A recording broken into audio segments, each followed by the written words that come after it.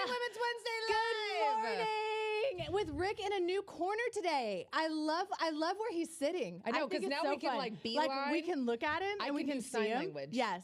Okay. Yes. I'm excited. Hey, welcome to Winning Women's Wednesday.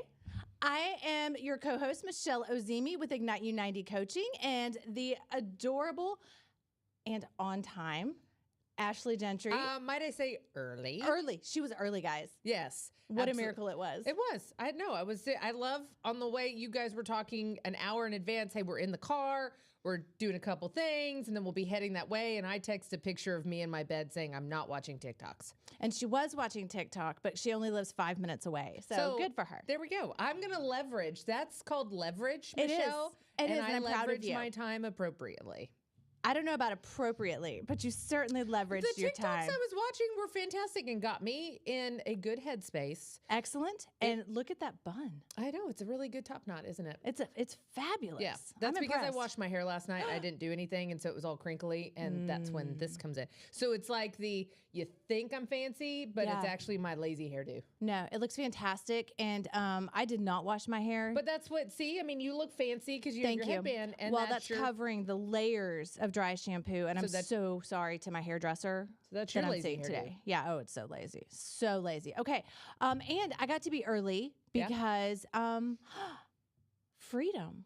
I know your daughter's driving. That's scary. Did I track her the whole way there? All 3 miles to school? Yes, I did. Yeah. I absolutely did. And I will track her home. But yeah, I like that. It's awesome. It's awesome. She went to the mall on Saturday, and I don't even want to go to the mall, and I've been driving for Lord knows how long. But then she stopped at Eataly and picked up a few groceries for us to have dinner. Nice. It was so nice. Yeah, so nice. So you can get Eataly at Instacart. You can. But I love Eataly. I discovered Eataly years ago in New York, and it's been my favorite thing forever. Yeah. Bougie. I know. I can't help it. No, it's great, but it's absolutely fine. Italy's beautiful. No, it is beautiful. I don't have the self-control to not. Oh, there's no self-control when we go. Yeah. In fact, Gracie and I used to spend, after church, we would go on Sunday. Yeah. And we would have a little snack because she likes to treat. Gracie likes to treat, y'all. And we would have a little snack and then we'd grocery shop. And then Alan was finally like, look, I don't want to tell you what to do, but you're spending way too much money at Eataly every week. See, here's my problem. It's just bad. Eataly, or you remember Charming Charlie's? Ooh, yeah. Yes, girl. Okay. I'm so glad they went bankrupt, which I don't understand how. But because people like me would walk in and go, oh my gosh, okay, let me start looking at stuff. And then I get paralyzed and I'm like, I'm out. I'm not buying anything. Oh, that was me. It is overwhelming. It is overwhelming. Yeah. That's fair. So anyways, I just don't go. That's why Instacart's great, because I either don't get paralysis or don't overbuy. And that's definitely for my regular groceries, huge. But let's talk about the box on the table. What is it? It's not ticking. It's not ticking. So there's that. It's a brown box that Michelle, she brought to me, but it says to Alan. Yes, this is a gift to you from my husband after a phone conversation that we had. So we discussed, and I think it's appropriate for all realtors as business owners, because the fact is, once you've been in real estate and you've kind of adapted to that schedule, you become highly unemployable. I am highly unemployable. Just ask my mom. Yes. Yeah. No, that is hysterical. Thank you, Alan. This is perfect. I will cherish it and wear it daily. And that is why, as I make a segue, and that is why we have to learn how to establish schedules and habits so that we can maintain our success in the real estate industry, because the fact is we are highly unemployable. We are. Well, you get to a point. And would you even know how to post a resume on LinkedIn? I mean, I'd figure it out. Yes, I would. Yes, I would figure that out. Yeah. Oh, it'd be awful. But here's the thing. Come to me. Again, that's highly unemployable. I'm like, you come to me. Exactly. So that's the attitude that doesn't work in real estate either. You can't say to clients or people, come to me. So, this is a contact sport. It is a contact sport. And you have to make contact with people in a nice way. Really? Yeah. Okay. You do.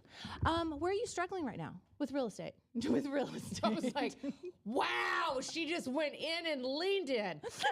Struggling. Got it. Oh, well, the lights just went down. It was like a mood changer. I don't know what's going. Okay. I definitely like the lighting in here.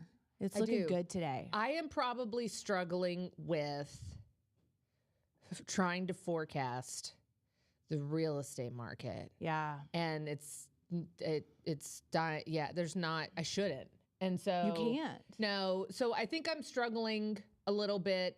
And I don't think it's a struggle. I think it's more of, I'm coming to grips with the fact that there's just so many unknowns. And ultimately at the end of the day, though, anytime you're purchasing something, trying to time the market or time when the appropriate, the exact right time to purchase a car or go on vacation or anything else like that, it's impossible.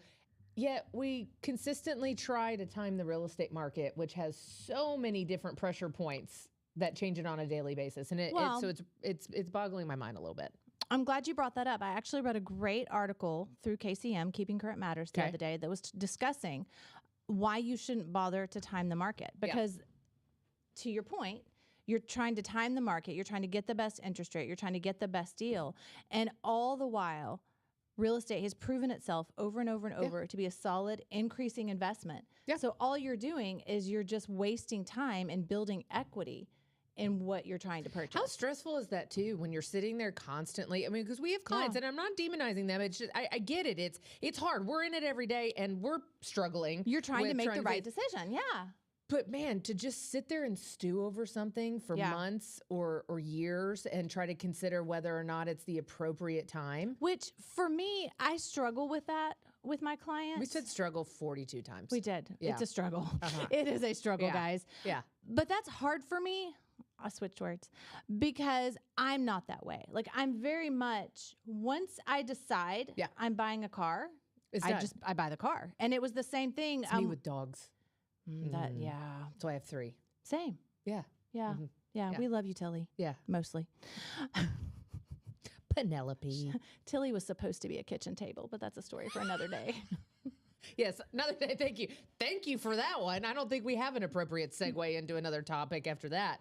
We still don't have the kitchen table, but we have Tilly. Yeah, but no, I'm the same way. Like if I get to a point of resolve, right, which happens quickly. It does. It happens quickly because I'm assessing the situation, and ultimately it's either yay or nay. Yeah. But I think, because we've been hearing this since 21, right? I mean, the market really started to take off at this exponential rate. And we've been in a good market for years, but 21 was really when it popped. Yeah. And then you had people going, I'm going to wait. Right. And man, I bet you they really wished they bought because in just a few short years, a year and a half. Yeah. How much has the value gone up? Well, that's what you were going to purchase. Well, value's gone up and, interest rates went up, and insurance went up, and everything else. So even just the initial cost to get into the home is exponentially higher. Even though those people that bought in 21, some of them had to give a kidney, me included. Yes. I was there, but I look back now and I'm like, ooh, that temporary discomfort. Yeah, man, am I happy? But I say all that not to salt and open wounds. It's more of the right time to transact real estate is when it's appropriate for your life. And if you're comparing when other people did, transacted real estate, that's where we're getting into an issue. So I think that's more of, I don't want, and it's not about getting bitter or resentful or anything else. It's how do we educate though the consumers when they're sitting there watching the news or watching TikToks like me or other stuff and realizing that interest rates are probably coming down. Insurance is at a catastrophic mass. And let's get to the heart of it. Like, yes, it's a business transaction. You want to be wise with your money and it's an investment and blah, blah, blah, and all the things. Yes, that is important and should be addressed. But we're talking about your home. It is your home. How long do you want to wait to have... as long as you're making a right financial decision and you can afford the payment. Yeah. But how long do you want to wait to be in the home? Well, you're putting your life on hold. That's right for your family. Yeah, you're putting your life on hold, and you don't know what the next 6 months are going to look like. You don't know what is going to be taken or given to you. Yeah. And I think that's where you and I'm not like YOLO, like that is not my personality. Absolutely not. But I do, as Rick's laughing over there, that's not my personality. But my personality is, you gotta be present. You do have to live your life and whatever that looks like, and you can afford. Yes. I think that's the appropriate thing. And I think we're also all really hung up in the DFW area because this has always been a really affordable marketplace for the most part, especially on the outskirts of the urban cities. That's a challenge, yeah. It is getting more challenging, but it's also pushing. Hey, people in 2000 thought Frisco was like, what are you doing? I'm like, just it's laughing freaking because farmland. you texted me the other night asking me if I had a property for under $300,000. No, and I said under 325. And I said, I'm south. I'm not that far south. You're so rude. Anyways, I found plenty on the MLS. You did. I did. You did. Okay. That's the whole point, though, is that I think it's we're all having to recalibrate our expectations. Yes. And so I just think some people need some more encouragement. Like I'm having to recalibrate my expectations of my body because I will be turning 40 in a couple of weeks. Yes. Hold on. You will be turning 40 in a couple weeks, but I think our lovely assistant, today is her birthday. Oh. Happy birthday, Alina. And is she 25? I think 25. It's her birthday? Yeah, today's her birthday. I suck. Okay. We'll make up for it. Hi, Alina. Hi, Alina. Happy birthday. We love you. Yeah. Okay. She likes cookies. No, I'm serious. I know, but we're live. Okay, got it. They can hear. She likes cookies. Got it. Happy birthday, Alina. We love you. Yes. So I thank you for that reminder that she is so much younger. So much younger. But no, but even for me, I can sit here and say. And how old will you be in 2 weeks? I'll be 40. 40? Yeah. No, it's great. And I'm totally fine with being 40.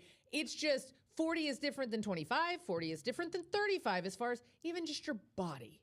50 is different than 40. I can attest to that for you. I can. Okay. But I'm not mad about it. Yeah. I feel great. You look great. You're very active and everything else, and I think that's what makes the difference. I think it's at any given time, I can't do the same thing I've always done and expect a different result. And so for me, that's like, I am 36 days into no alcohol. I'm so proud of you. I'm so proud of you. I can see it in your face. Not just those chiseled Is this like the Zoolander? Yes, yes. Not just the chiseled jawlines, but also your skin. Yeah. And your eyes. I'm shining bright like a diamond. You are. You're shining bright like a diamond. Like it looks good on you. Thank you. It does. I'm proud of you. Yeah, and now I'm about to go to a Texas Realtors conference. So we'll all be drinking there. God help us. It's fine. I'm excited. This is my first one. Is it really? I've never been. We've talked about this. I was never encouraged to participate in those things. Yeah. And for those of you that are out there and that has been your experience, let me tell you, it's all lies. You need to participate. I wish I had participated years and years and years ago. It's fun, right? Yes, it is fun. But it is fun. But just the things I'm learning that I felt like weren't necessary. Yeah. Like I've really enjoyed this journey, and I'm just sorry I didn't start it earlier. Yeah. Like the whole leadership thing, and I do think ultimately it's going to help my business from a referral standpoint too. Yeah, it absolutely Not only from an education standpoint, but also from the referral aspect of it and just the camaraderie in the community. So I'm very excited. For us, it's going to be a short trip because we have to get back. Do you? We do. Why? Do. Well, so you're not going to watch me in the pickleball tournament? I'm not. I'm going to watch Patrick Mahomes. You could have watched Patrick Mahomes at the Tree Pack Super Bowl pickleball tournament. Well, it's a huge facility that it's a party. I actually am sad to miss that, but I have to get back because I am planning the Women's Council of Realtors Dallas installation. Oh, okay. And I'll give you that. Yeah, and if you haven't got your tickets yet, you need to. We're going to have quite the time. It is going to be a Galentine's extravaganza. Oh, I love it. Yeah, I'll get my ticket. It's going to be fun. Okay, when is it? It is February 19th at 6:30 at Metroplex. We have a wonderful band. Thank you, Eli. Oh, yay. Yeah, Eli's coming. Okay. We have live painting. Okay. Thank you, Alan. You didn't want me to do it?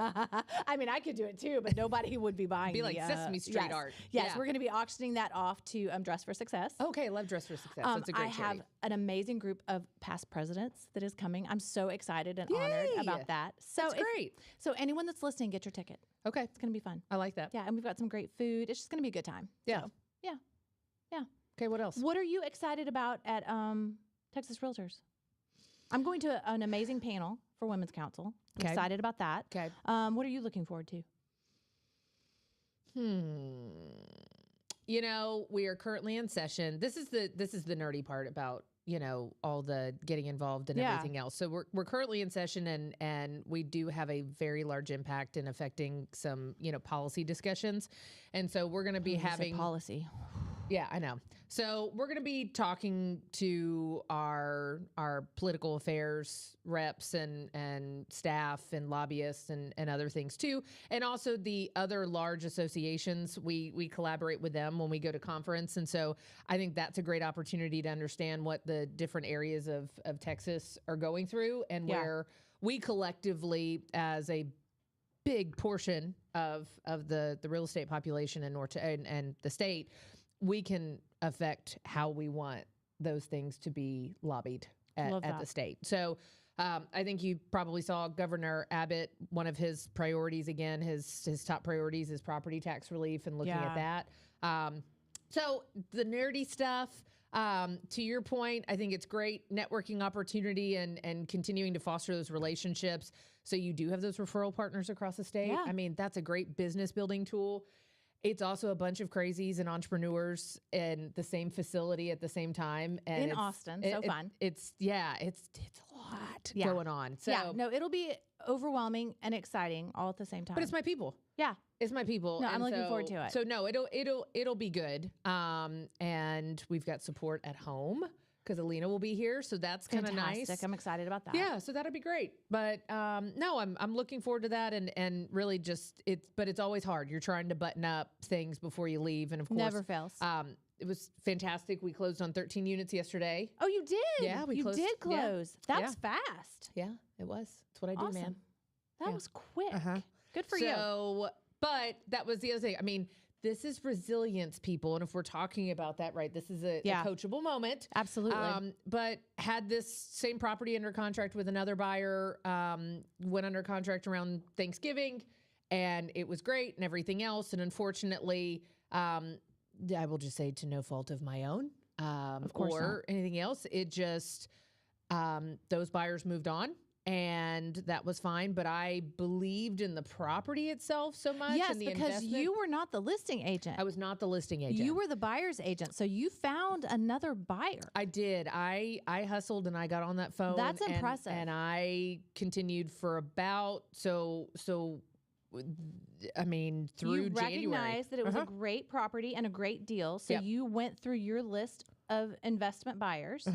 Love that. Yep. And so very resilient. Well, and it's great. And so it's actually a first time investor actually bought the property. He is exceptionally excited. I mean, love that. I wish at his age I was thinking like that. Amen, sister. That was great. But he has the means and everything else, and he's super excited. And so to go and to diversify and what we're doing now, and it's great, and it's in a growing marketplace, and got a great deal, and it's a solid property. But you know, I think that's the other thing too. If you're trying to time the market in specifically the investment market, because so many people are trying to do that right now.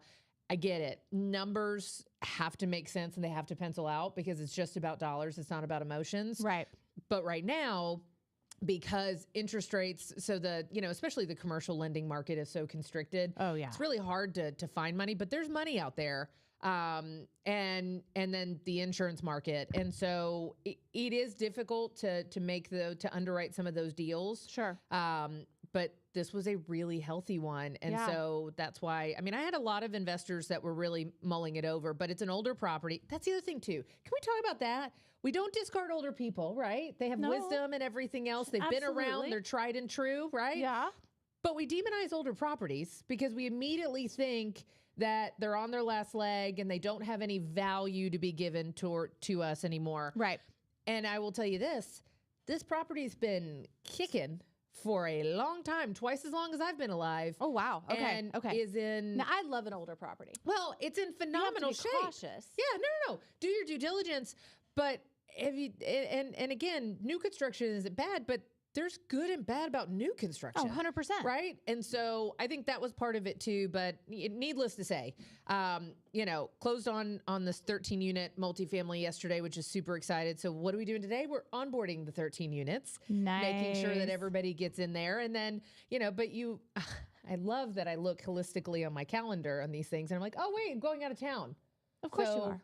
Let's shove a lit stick of dynamite up my rear end and 100%. see how that's going to go. So that's going on. I don't go on vacation, but when I go to conference, that generally is what's going to happen. But what's great about this, and what I think the audience needs to pick up on, is where you excelled here is you were a guide and a resource for your community. Yes. And that's huge. And that's what we as realtors are called to do. Yeah, no, I mean, you understand the mission. And here's the other part. The seller, the second go around, had 9 other offers. Oh, wow. They still chose me, even though my buyer busted the first go around. Yeah. We'd already done due diligence. We'd already done all of these other things. In fact, I would venture to say I knew more about the property, and my husband did, than maybe the owner at that point, because we had been there so many times. Yes. And going through that process. So actually, it comforted them, the fact that I came back around and I believed in it so much. And we also believed in wanting it in our property management portfolio, because it was such a great piece of property and the units in a market that was demanding units like that. So for them, it actually gave them a little bit more peace of mind. And out of 9 offers, and I busted the first time, they still ended up going with us. And so I think that's a testament to relationships and resiliency. And huge. And again, somebody's probably watching, go, oh, good, congratulations, you closed 13 units. Yeah, there was a time where I didn't close 13 units in a year. Right. Right, you build up to that. You do build up to that. And, so I think it's all perspective. Yeah. But I'm a shining example of what 36 days of no alcohol and, so proud of you. A decade of hard work can do. Absolutely. And a schedule. Let's not get crazy here. Well, I'm going to segue into that because this will be our last little topic, because the last couple of weeks we talked about the five habits of entrepreneurs, and one of them was stick to a daily schedule. Okay. Well, even in my blog, my newsletter, we talked about that. And I took a little poll, and that was the challenge that everyone had. The biggest challenge was sticking to the daily schedule. Because if you're not sticking to a daily schedule, you're not getting the other things in. Do you know, my chest got a little tight when you started talking about schedules and sticking to it. Sorry. I didn't even realize that. And I'm sitting here going, so averse to it. Why am I breathing weird? But here's the thing, and this is what we'll end on, is you should stick to a daily schedule, but it can be your schedule. And it can change every day. It doesn't have to be my schedule. Oh, okay. Yeah. So I can move the goalpost of my schedule? Well, no, you have to you need to start the day with a schedule. And you can move that schedule. It can be different on Wednesday. Okay. But you don't get to move it around every day. So that way morning you can get energy drink with TikToks, but I can change the time. If that's what you like, if that's what makes you happy.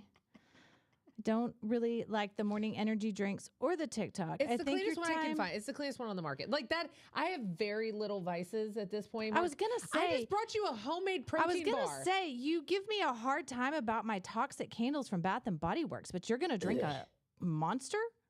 Ew, no, I wouldn't drink a Monster. That's disgusting. Oh, sorry, Monster. Guess I won't be doing any. We don't want your sponsorship anyway. I'm not no sponsorships there. It's First Form. It's Andy Frisella. Oh, okay. Yeah. Okay. He's a bra. Yeah. Yeah. So, no, anyways, it's fine. Okay. So sticking to a daily schedule is what's going to allow you the freedom that you like, so that you can play pickleball whenever you want. I do like that. Yes. And get that lead generating in that everybody wants to avoid, but it has to get done. Okay. But that's how you end up closing a 13-unit building. And it wasn't even a client that was in my ecosystem. It was actually from somebody else that's in my ecosystem that helped me champion the property, and it, you know, and now it's somebody who I'm friends with, but it wasn't somebody who necessarily was like actively in the marketplace or anything else. And that's how it works. It's called connecting. It's called networking. And you built those relationships. I did build those relationships over time so that there was trust. Yeah. And there was communication. Yeah. And he called last night at 7:00, and he's also an amazing, he owns an insurance office. So that was great because I didn't have to worry about the insurance. I was like, so he knows that, buddy. He's like, I got the insurance. So he knows how much the insurance is going to cost. He do. Okay, good. Yeah, no. So he was totally fine with all that, but he called me last night and he's like, I gotta tell you, he's like, that's probably one of the easiest things I've ever done. And I was like, he's like, you Good just for made you. No, so it was awesome, but it's because there was trust on both sides. Yes. He didn't micromanage, you know, us or do anything else. And it was just, it kind of was smooth sailing. And he's like, I trusted the process and I trust you guys. And the property management piece is the one that really was giving me anxiety thinking about investing. And he said, and I just don't have any concerns over that because you guys are handling that too. So that's what it is. Remove friction from the marketplace and from the people that you're serving. Figure out what those pain points are and then deliver and over deliver, and you will win out every single time, which is why I'm highly unemployable, because I'll just employ myself. Amen. Amen, sister. And on that, have a great week, everybody. Stick to your schedule. Stick to your schedule, and we'll see you next